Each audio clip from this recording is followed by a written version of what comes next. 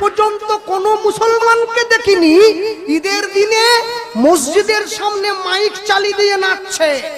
আজ পর্যন্ত কোনো মুসলমানকে দেখিনি মুরগি কেটে পুকুরের কোনায় বসে খাচ্ছে।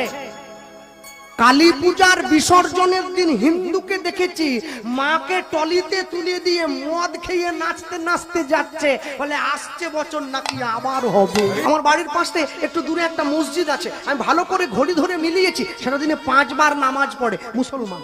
সব থেকে বড় আশ্চর্য কি জানেন, আপনারা ভালো করে লক্ষ্য করবেন, যারা মুসলমান, যারা ইহুদি, তারা তাদের ধর্ম পালন করে।